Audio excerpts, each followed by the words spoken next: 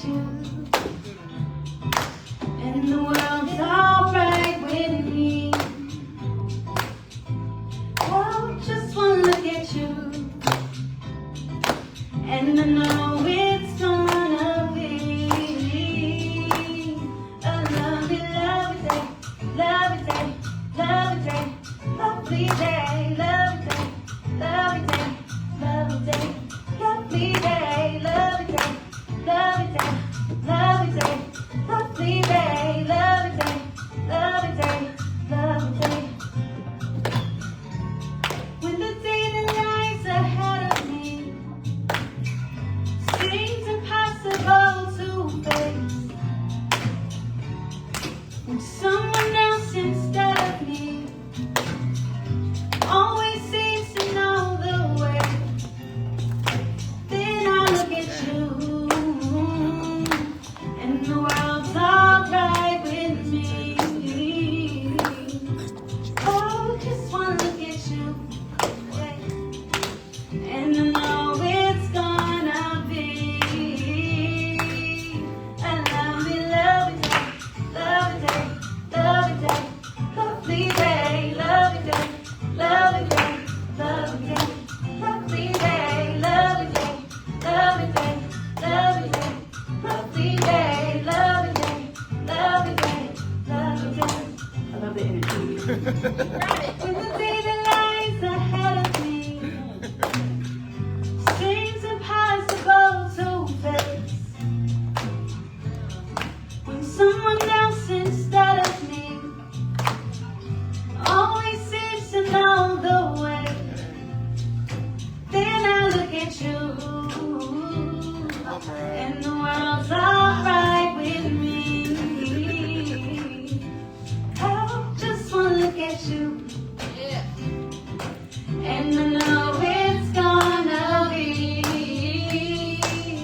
a lovely, lovely day, lovely day, lovely day, lovely day, lovely day, lovely day, lovely day, lovely day, lovely day, lovely day, lovely day, lovely day, lovely day, lovely day, lovely day, lovely day, yeah.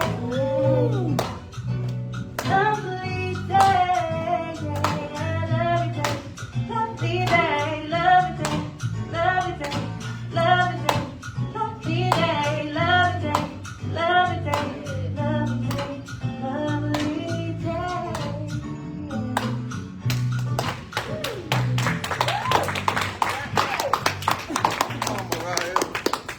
Go back like babies and fire. And the energy, I am with it. Thank you so much. All right, let's see what we got going on. Here we are. Welcome to Spiritually Uncuffed. Thank you, Donelle, for I was like, no, I'm good, I'm fine. And I'm grateful that you knew I wasn't. Thank you for that. Welcome to Spiritually Uncuffed. My name is Reverend Casey Taylor. I am the senior minister here. And I love that as I am feeling in the sound bath this morning, Tasha spoke to the energy of the eclipse that we're in right now. And for me to have finished this spiritual adventure that I didn't process that I was about to go on, from Canada to California to Las Vegas all in 1 month, and coming off of it in the midst of this big energy. Man. I am so grateful that today Spiritually Uncuffed feels like a community experience. It is not the Reverend Casey Taylor show, which has always been my preference for Spiritually Uncuffed, for this to be a community experience. And I'm grateful that we are starting off this theme of the purpose that surpasses all with this big community dancing fun energy. Thanks y'all for that. So here is an overview of what to expect over the course of the next hour for Spiritually Uncuffed, or session flow as Tasha has deemed it. We had our sound bath this morning. Tasha used the theme 0 Point. I love it. Feel free to check that out if you missed it online. And if you weren't in the room, you can. All of our stuff is on Facebook for like 30 days, and you can find some things on YouTube as well on our YouTube channel. As you heard, Mariah kicked us off with Lovely Day. Then we will read our vision and mission together, I have some thoughts and feelings about our vision and mission that came up for me that I'm going to share with y'all when we get to that point. It's all good stuff, I promise. Then Reverend Dr. Sue Ellen Miller will lead our prayer and meditation portion. Donelle Cole has a poem for us, which I'm super excited by. Mariah is going to perform her original song, Worth. Then we're going to hear a message from Reverend Donelle Cole. I should have added the Reverend and the PhD. I discovered this when I was putting this slide together, and I was like, oh, yes, we need Reverend Dr. Donelle Cole. So my bad for not putting it on the session flow slide. Conscious Giving. Mariah is going to perform a song for us that I listened to on repeat this morning that I needed to hear this morning. Man. So thank you for that. I love that we have the same taste in music. We haven't really talked about it. She's like, these are the songs. And I was like, yes, yes, yes. So love how this works. Even this Hour of Love song by NDRE that we're closing off with. I mean, these songs are like, they're not like major things. I'm not a huge gospel person, and the fact that I just happen to know the gospel song that she's planning to sing and happen to know this NDRE song. So I am looking for, I'm not even looking forward to, I'm grateful to be here, and I'm grateful that each one of you are here with me as well. And those of you joining online, happy about that. So, our vision and mission. So, what I was thinking about, and I was like, should I say this to everybody or should I wait for the leadership council meeting? And I was like, what I'm going to do is I'm going to let Spirit lead. I'm going to stop planning what I'm going to do when Sunday comes. I'm going to see what happens. And clearly what has happened is I'm telling y'all, I'm thinking about it. So what I'm thinking about our vision and mission is just the way that we say it. Not the words themselves, but the way that we say it. Because as it is written, it says, we are a loving, inclusive community, joyfully expressing spirit, and it's all we. I was like, what if it's I? What if we said, this is a loving, inclusive community, joyfully expressing spirit? I honor and celebrate. Okay. Yeah. So I'm going to say it once, and I'm going to invite you to repeat it after me if it feels good. Maybe we'll talk about the leadership council. Maybe we'll just have conversation. Maybe we'll just fix it next week. We'll see what happens. But let's just not fix it. That was not the word. Revise, change, alter next week. We will see what happens. We'll let Spirit flow that too. But I'm going to say it the way I'm thinking it and invite you to repeat it after me. This is a loving, inclusive community, joyfully expressing spirit. This is a loving, inclusive community, joyfully expressing spirit. I honor, celebrate, and support each individual's awakening to their spiritual magnificence. I honor, celebrate, and support each individual's awakening to the spiritual magnificence. I empower everyone to create happy, healthy, abundant lives. I empower everyone to create happy, healthy, abundant lives. That one's fuzzy. I'll play with that. That's not how that works. But seed planted. This is what I said about the vision and mission and all the things that we affirm together. These things can be living. We can look at them and think about them differently and ask ourselves, do we still want to say we? Does I feel stronger? Let's think about it. Let's sit with that. I'm just proposing it. Let's see. All right, so prayer and meditation. The prayer and meditation portion is, I believe, the perfect way for us to kind of ground ourselves in this spiritually uncuffed experience that we are engaging in together. Before we hit record, we did a little prayer together, which I love that we did. But Reverend Dr. Sue Ellen is going to take us in a bit of a deeper experience so that as we participate and engage in spiritual community together, that we are able to receive these messages, feel what needs to be felt, inspired by what is meant to be inspired. So Reverend Dr. Sue Ellen, I would love to invite you up and have you take us away to prayer and meditation. Let's go. Traditionally, it starts with a reading. And I picked a poem out of the material that we have, and if you pick the same poem, then it's great because you get to hear it twice and it's worth listening to twice. The poem is by Amanda Gorman, The Hill We Climb. When day comes, we ask ourselves, where can we find the light in this never-ending shade? The loss we carry, a sea we must wade, We braved the belly of the beast. We've learned that quiet isn't always peace. And the norms and the notion of what just isn't always justice. And yet the dawn is hours before we know it. Somehow we do it.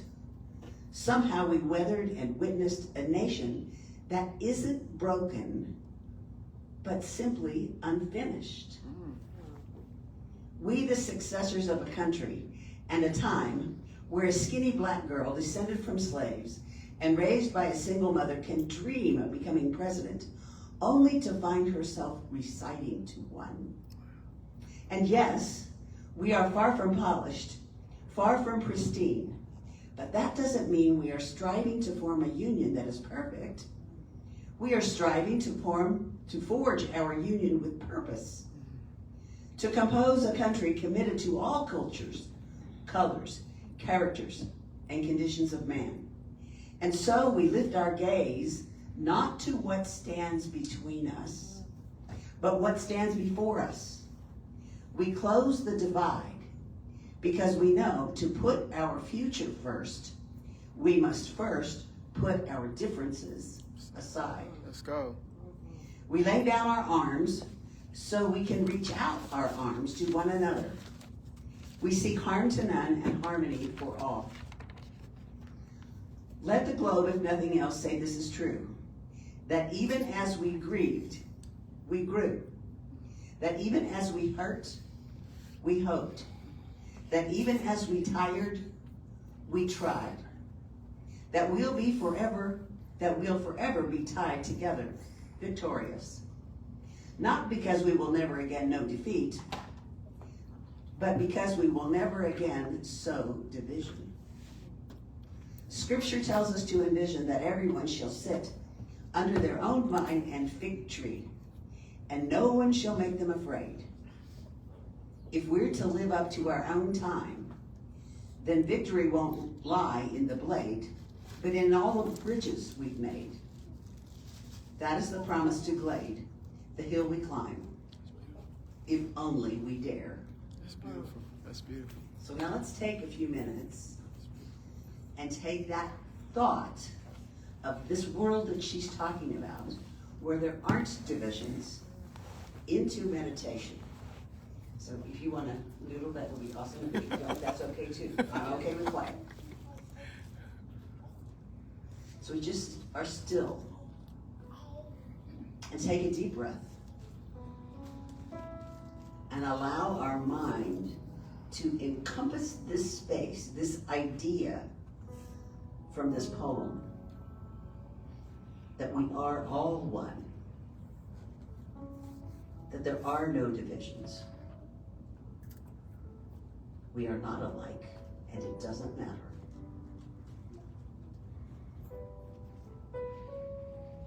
So as I breathe in, I recognize the divine.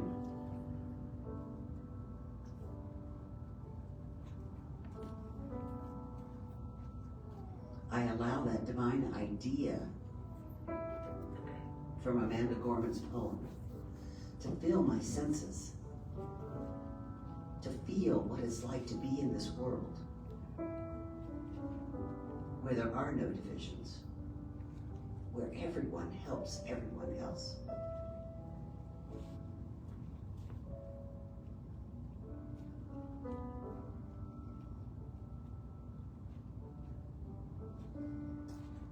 Where we see our lives as not quite complete yet.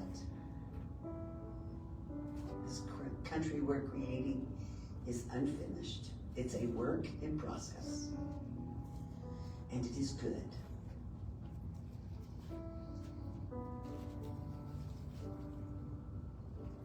And we allow that divine painter to guide each and every one of us as we move through our day. We listen to that still small voice within. We take time to listen, to be in this space.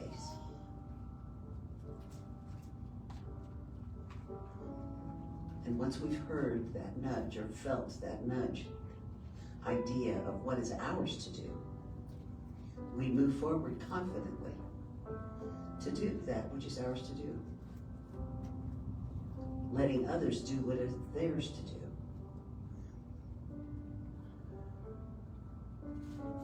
Accepting the divinity in all.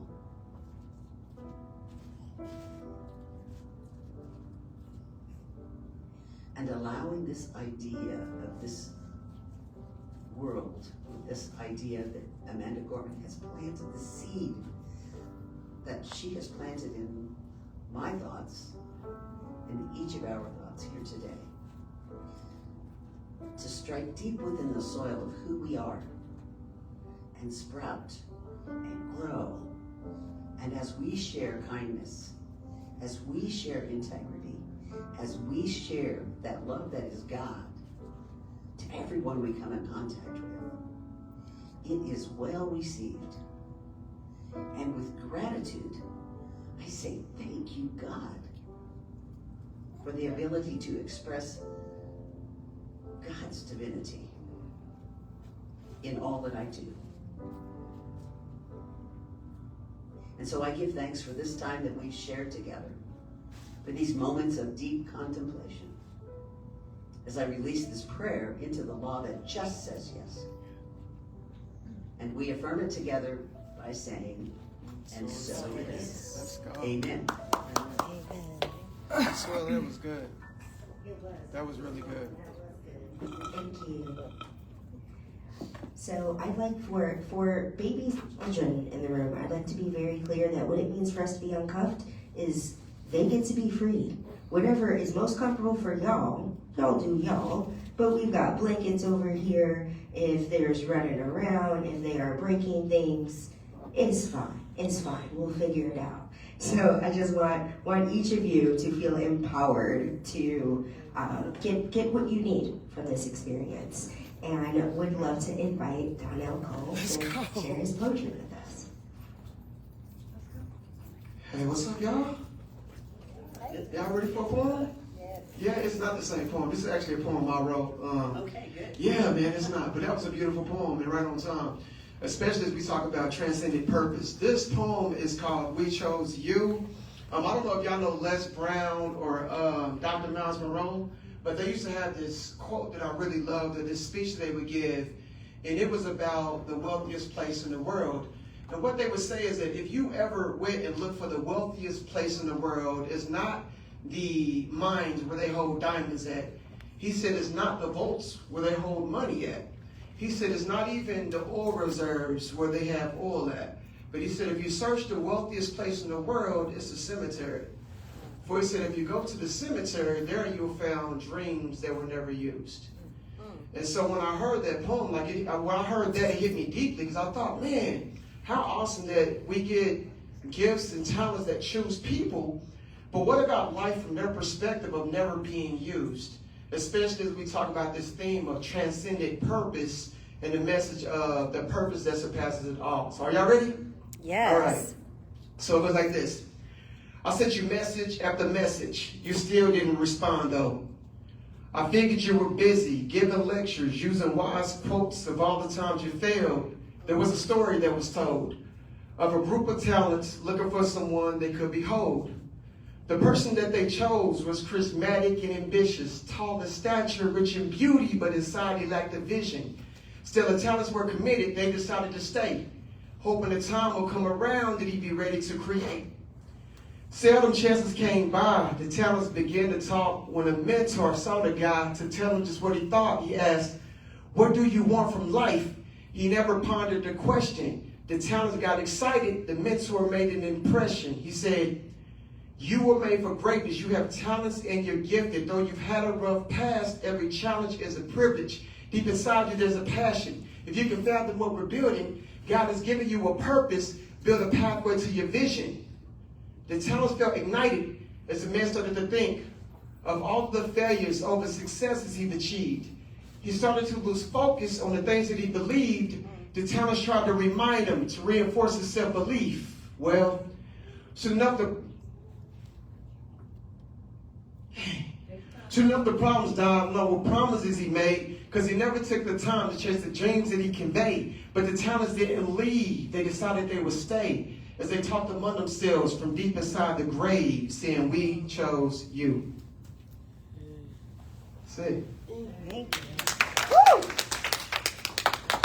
I saw you all ready to do that mic drop. You're like, that's good, mic drop goes there. I don't know if we got to share And you said, right, you do. I said babies. I didn't say adults mic drop. So thank you for the metaphorical mic drop, because we needed it. We needed it. Thank you. That was incredible. That was incredible. Thank you for sharing that with us. I went the wrong direction.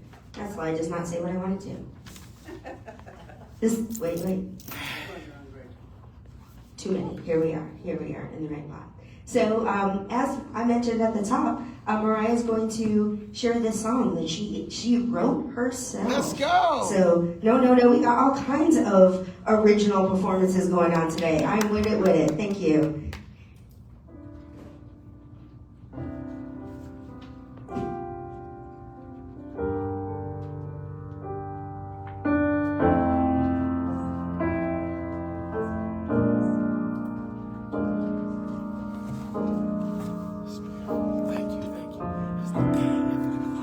Standing here today, looking at how far I've came, and I'm here to tell you that you can do it too.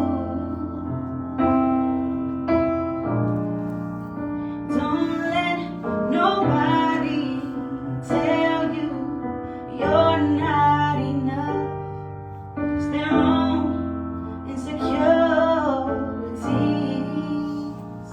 rise up and show them that you got all you need. It's inside of you. You are worth more than the whole world.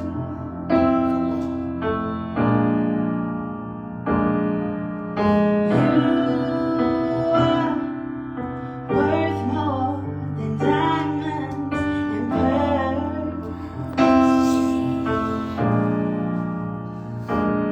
You gotta believe it and stand on the pain you experience. Born with the price tag. Don't let them scratch their own value in. And don't let nobody tell you you're not enough. 'Cause their own insecurities rise up and show them that you got all you need. It's inside of you. You are worth more than the whole world.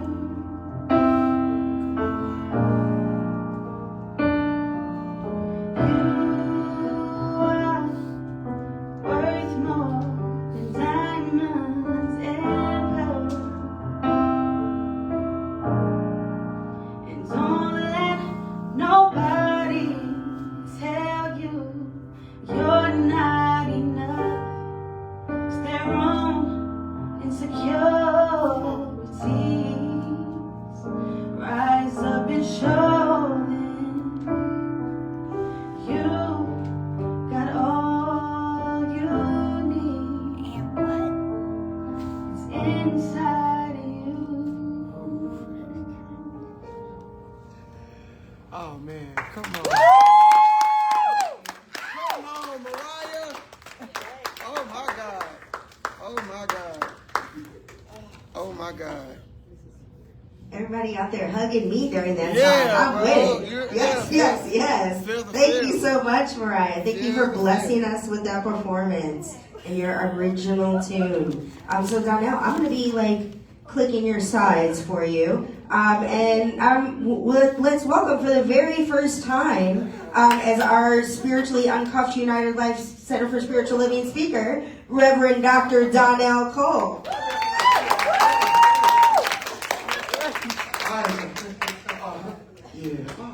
Okay, come on, all the feels. I love this, man. God, this is awesome, man. This is awesome. All right, y'all. So, I'm Dr. Donelle Cole. I sometimes like to drop the titles.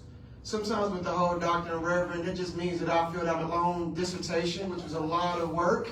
And although I appreciate the accolades and the work that I had to put in to get it done, I value the opportunity to be able to connect with people beyond what we consider when it comes to form. And so, you guys, I like to teach. If you can't tell, I'm more excited right now than ever. All right? This is not me preaching. This is not, a lecture. All right? Y'all can talk to me. All right?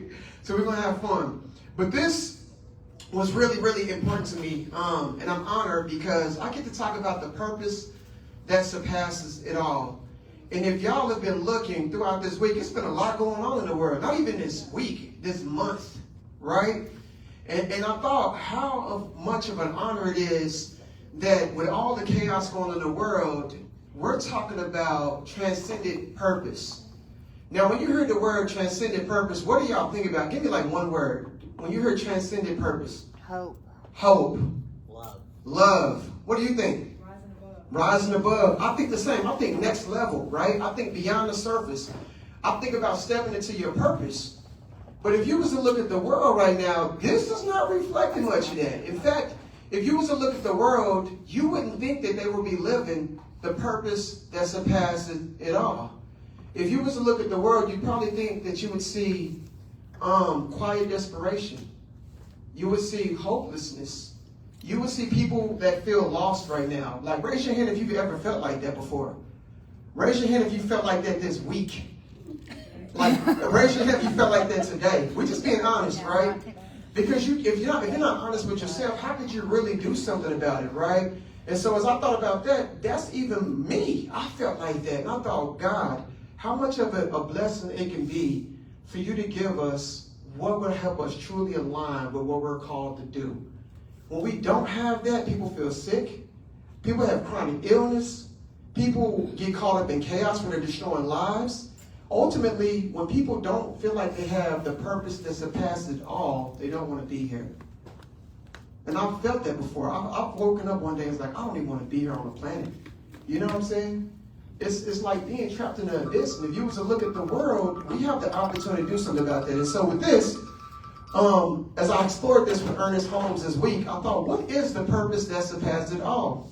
And Ernest Holmes frames it as this, before we can step into it. Ernest Holmes says that the purpose that surpasses it all is experiencing joy. Let me hear you say joy. Joy. Fulfillment. Let me hear you say fulfillment. Fulfillment. And complete self-expression by living in harmony. Harmony. With universal spirit aligning one's unique individual purpose with the greater whole of life. And so there's 3 points that I thought about with this. I thought, God, what is preventing us from exploring the purpose that surpasses it all, and how can we be in alignment with it? And 3 things came to me as I started to question this. It was self-image, second is paradigm, and third is releasing ego to divine will. These are the 3 points that I'm going to be talking about as we go into it. You go ahead and go to the next one. And you can watch my time too, because you know I'm a chatty patty. So. I'm not going to do that, but Okay. I'm trying to. Okay, cool. So first, let's just step in and talk about self-image. So typically, whenever we talk about self-image, I think about identification. How do you identify yourself? Right? In this world where we are trained to believe that our sense of self-value and worth comes by achievement, what we acquire. Even when you go into like network meetings, people are like, what do you do? What do you do for work? Because they know just by that alone, they can kind of probe the significance of what you bring to the world. But what we're not aware of is the role that self-image plays in our life. Right? And so I want you to contemplate, what image have you been carrying? What image have you been carrying? There's a quote that I read recently by Dr. Moss Maxwell. He has a book called Psycho-Cybernetics. And he says, very seldom will a person's life outweigh their sense of self-image. And what I love so much about that is that this guy was a plastic surgeon. And he would reconstruct people's external, features, their nose, right? And he would notice that even when people had like the perfect face, everything on the body, they still was experiencing some inner turmoil, which lets us know that even whenever we try to make all the outside changes, it comes down to how we really perceive ourselves, right? And by altering our sense of self-image, it allows us to truly align with what we're called to do. So this week has been kind of challenging for me, you all. We did a cacao ceremony. I've been dealing with some stuff in my marriage, sometimes with my family, and sometimes with my career. And it's something about spiritual awakening that as you start to grow, things like kind of fall off, right? And even the title, stuff starts coming into your awareness. I didn't like the same food no more at one point. I didn't like my job at one point. One day I was like, I don't like none of this. He's preaching now. Right? It was this intense feeling of suffering because when we talk about the soul, right? They said the nature of the soul is expansion. Your soul was never supposed to be confined to a box. But if you look at the world, they love to categorize stuff as egotistic. We got conservatives, we got Republicans. They're fighting to fit this box, this mold, each one of us. But when you come into spiritual awakening, you were never supposed to be in a box. It was meant to be explored, not meant to be a construct. But once people confine themselves to it, they find themselves wanting to control and manipulate and put everybody else in it. And that's the cause of suffering. And so as we think about this, what image have you been carrying? Let's talk about that. Let's think about that. Let's go to the next one. So this paradigm, if you guys don't have this, who doesn't have the Science of Mind book? I highly recommend it. So this whole foundation was created from Ernest Holmes, which I love Ernest Holmes' book, Science of Mind, because what I love about this altogether is that this deals with consciousness. For a long time, I had prayed, I did affirmations, but we had practitioners here, and practitioners actually help you deal with the consciousness. Because when we talk about stepping into the world, we're giving people our consciousness, right? Who we are is an embodiment of how we think, our behaviors, our habit, but that's not truly who we are. The true essence of who we truly are is the being that's behind all of it. And so what I love most about Ernest Holmes, and we're going to say this together, is he had a treatment that I said every day this week because I was like, I want to instill this within who I am. I want to embody it and allow it to be shared with the world because I can only give the world who I am, right? And so Ernest Holmes, he said, the divine plan for me is perfect. Remember he said? The divine plan for me is perfect. I am a complete and perfect expression of life and truth. I am a complete and perfect expression of life and truth. So listen, I started my day with this and ended my day with this because I love how the Science of Mind is filled with a lot of affirmations. But more than that, you get to pray, you get to, bring yourself into meditation, and you get to actually work with your consciousness to fine-tune it. And this is what this is doing. This is a simple fine-tuning. By practicing the author that I read on a paradigm, and the paradigm initially is just a set of programming. It's your psychology. And this guy he's a multimillionaire, didn't graduate, he quit school in 8th grade, and he accumulated all this success around being around extraordinary people who accumulated great wealth. But he stopped and asked himself, man, how was I able to create wealth and I didn't do it based on what the world said to do? I didn't go to college, right? I didn't spend all my life doing this stuff, but he went back and looked at the paradigm, and basically he said, your life is a reflection of your paradigm, right? Your life is always a reflection of how you're thinking. And sometimes this helps me out because when I see crazy stuff going on, right, I get to respond instead of react. I'm like, oh, that's just how you're thinking. But if you look at the world when it comes to ego, we personalize stuff. We attach ourselves to it. We identify as it. We take it on as our own dramas.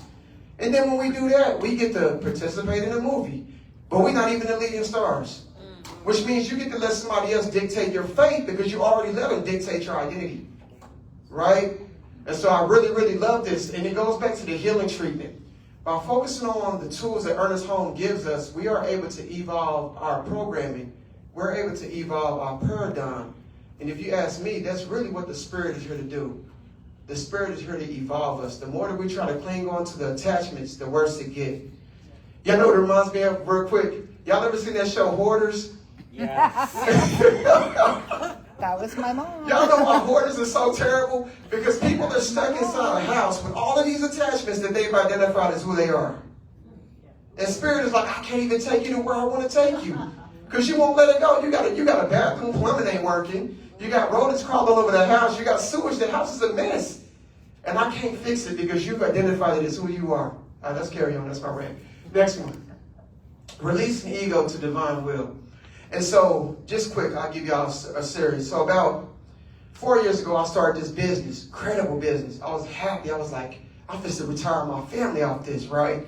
And I went full time with it. And when I went full time, things were going well for a couple months.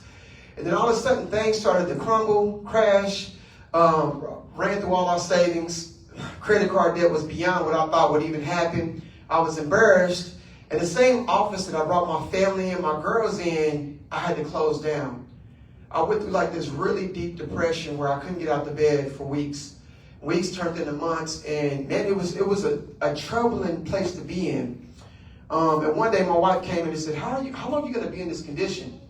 She said, the kids said, you're not being yourself anymore.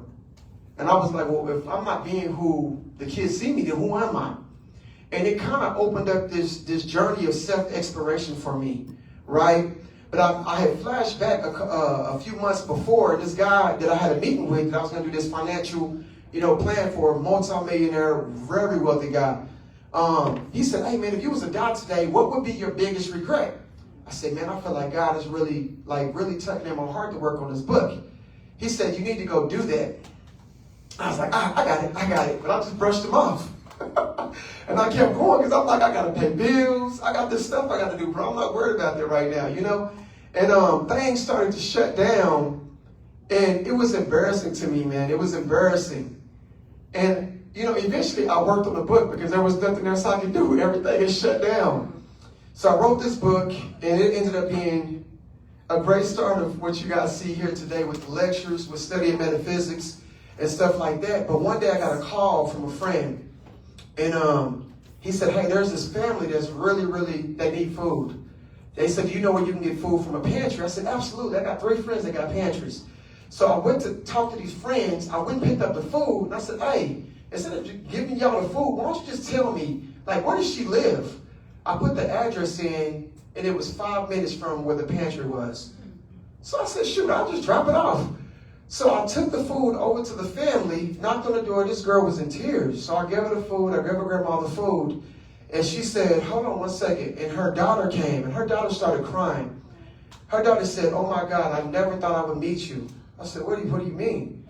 She said, somebody just gave me your book. She said, I read your book. And she said, my mom and dad is incarcerated, so my grandmother is taking us over.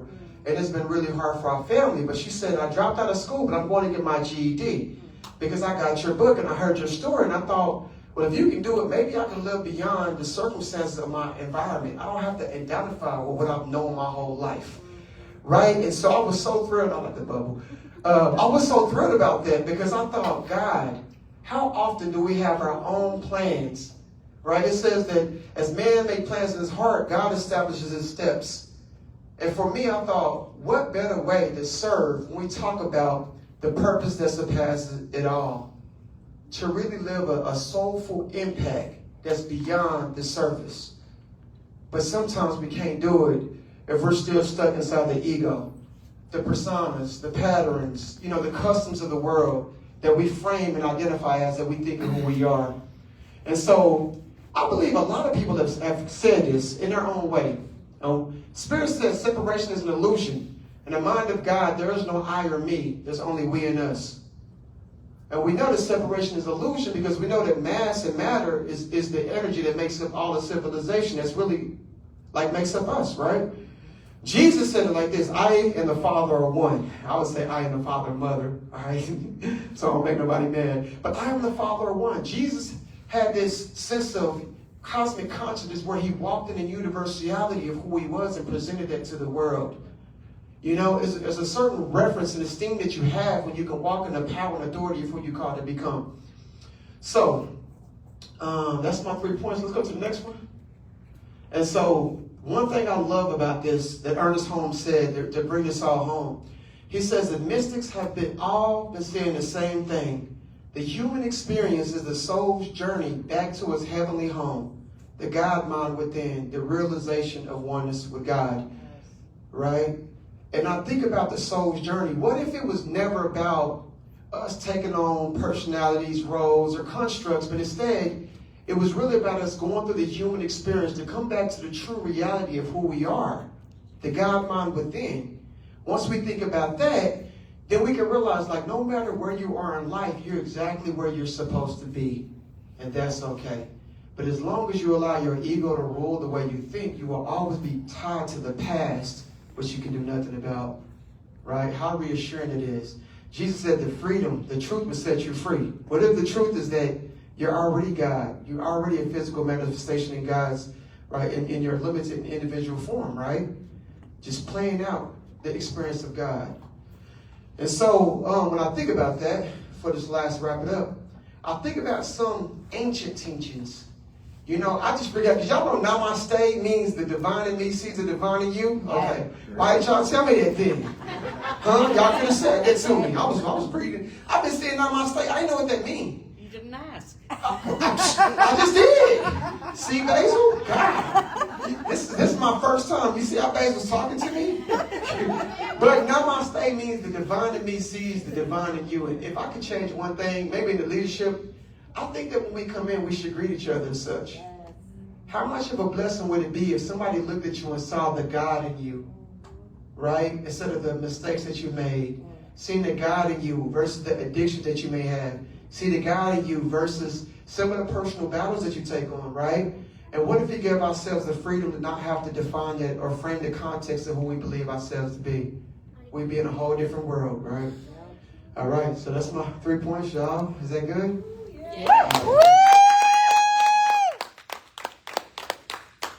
Thank you so much, Donelle. I love how I was like, Spirit Uncuffed means the children get to be themselves. And they were like, bet. We got books, we got bubbles, we got sharks, we got balls rolling through here. Tasha wearing a mustache. Like, I love, they were like, you ain't said but a word. Here we go. I looked back, I'm like, what's going on? Babies running back and forth. I'm a fan. I'm a fan. Thank you so much for your message, Donelle. I especially, you know what this concept of one, the biggest thing is I didn't know your story. I didn't know your path to what we teach here is metaphysics. And for me, like when Donelle walked in the door telling me that he was a minister and that he came through the metaphysical school, I was like, oh, the metaphysical school teaches what we teach. Those books are the same books. And so when he walked in the door and understood what we teach and understands Ernest Holmes, and I could just I handed him a mic the moment he said he was ready. I was like, this mic is yours whenever it is, and today was the day. And I would love if we could do a book study around your book. If you'd be open, you pick the date, you pick the night, because I would love to read your book and to have us as a community come together and read it and be led through it by the author. I mean. So where can we find your book? So the book is on Amazon, but I got 2 books I'm doing. One is called Transcendent Ego to Become Self. Transcendent Ego to Become Self. Yeah, and so that one will be next year. And so a lot of the stuff you heard today is what I've been pulling from that, but it's going to be fascinating. But my first book was called From Living the Legacy Beyond the Barriers of Mediocrity. From Living the Legacy Beyond the Barriers of Mediocrity. Yeah. And it can be found on Amazon. Yes. And I would, if you like, Let's do it. Okay. Yeah. Yes. Donelle says, Reverend Donelle says yes. So we will talk about that when the time is right. So this experience of conscious giving it's a bit of a flow. Sometimes we pray during it, sometimes we don't. I asked Mariah if we could do some prayer during this, and she said yes. So before we get into the song, I'd like to invite you to speak our conscious giving affirmation with us, and let you know that in addition to the collection plate that Mary Lee will be guiding around the room, you also have an opportunity to give via text. You text the amount, whatever number that is, to that phone number, and then you'll be guided through steps. or you can use this QR code, which will take you to our website, and you'll get some steps there as well. So all of that is an option that is available for you if you are feeling called to support us financially. And I invite you to speak this affirmation with me. I live in abundance. I am filled with abundance. I give from abundance, and it transforms my life. Let's go.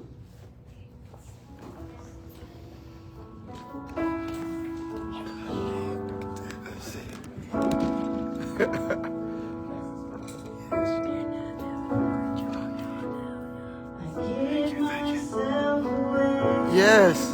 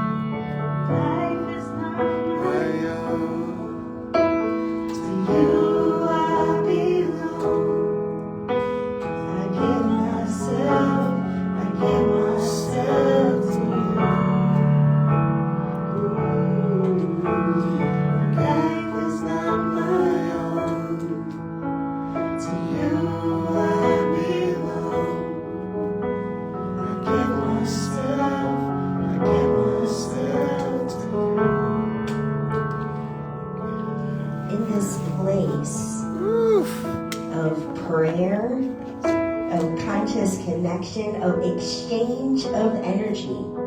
I am grateful for our decision to participate in that divine exchange, to give while also being open to receive, by recognizing that all of it is spiritual energy, and the ways that we participate in spiritual community, and the ways that we give in spiritual community, and the ways that we contribute to this spiritual community.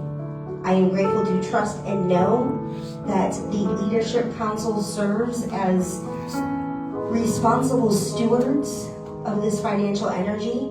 And I'm grateful to trust and know that the investment that the community has consciously chosen to give supports the spiritual evolution of Oklahoma City and beyond.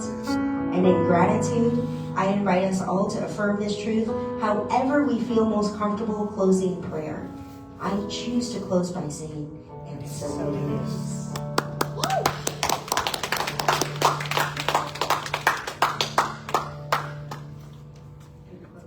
Thank you, that was amazing. Not quite yet. We're going to do announcements and then a closing song, but yes. Girl, you can go all day. I know. We here for you, Mariah.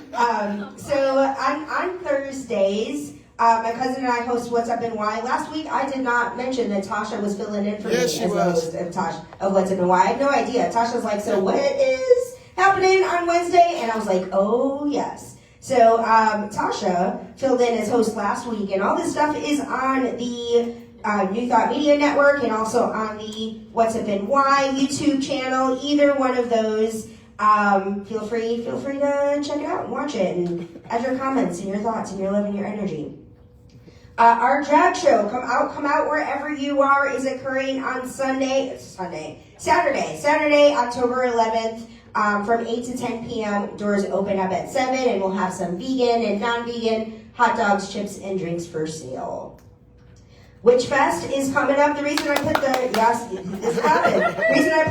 this QR code, make sure that this QR code is on the screen here, is because Witch Fest is becoming a much bigger event than I knew it would be. And what that means is that tickets might sell out. So I'm letting y'all know tickets might sell out. If you want to get to Witch Fest, information about what to expect from Witch Fest is on that website, on our website, and on this witchfestokc.com website. And I don't have the workshops listed there yet, but the workshops are going to be good too. And those are I'm gonna figure out all the things, but make sure you get your tickets before that sells out if you want to hit that. It's happening on October 18th, Saturday, October 18th, from noon to 6. I should put that up there. All right. Now is the time. We're gonna close out with an hour of love. The thing that is on an hour of love. Thank you, Mariah. Shout out to Donelle for requesting this song. It's my Listen, first time singing it, let's so- go. Yeah. First time hearing it.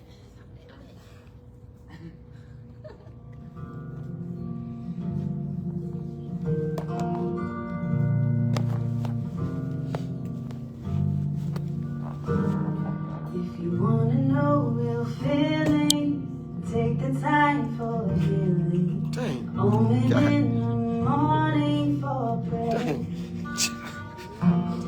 Beginning new with sunrise, wipe the dust from your eyes. Rid of your disguises. My bad. again. A little for your father, a little for your mother. Difficult. A little for your sister, a little for your brother, a little for your soul will make you whole. Come on. If you're looking for protection, learn to read directions written in the depths of your soul. Come on. Remember in the noonday, sit in peace, meditate. Stillness takes you further than you know. A little for your father, a little for your mother, a little for your sister, a little for your brother, a little love for your soul will make you whole.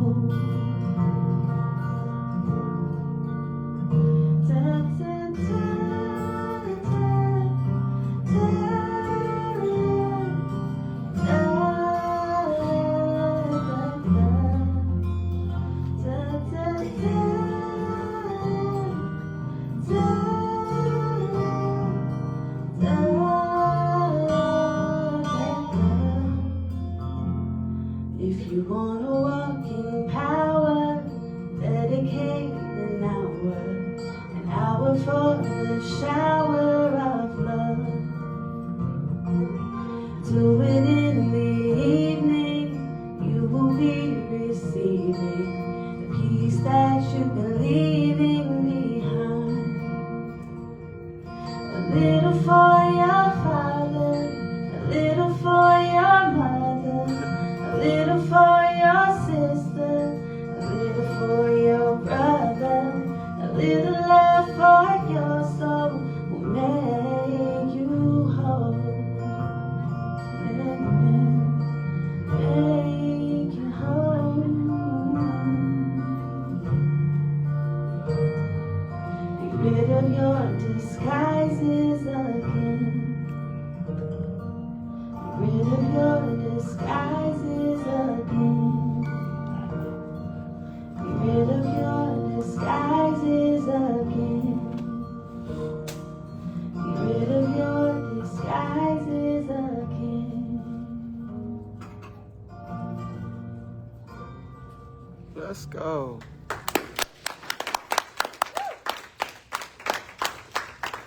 Yeah, I don't know how I didn't know about NDRE. I'm glad you got put on. That's from Songversation, Medicines for the Soul, or something like that. Man. We often take songs from that for Spiritually Uncuffed as often as possible. So thank you so much for. Actually, no, it was the album after that. That was not Songversation. It was the one after it. Regardless, NDRE, GOAT, Mariah, GOAT. Thank you all for being here. Have the best week ever. The best week Namaste. ever. Namaste. Since we know what it means now.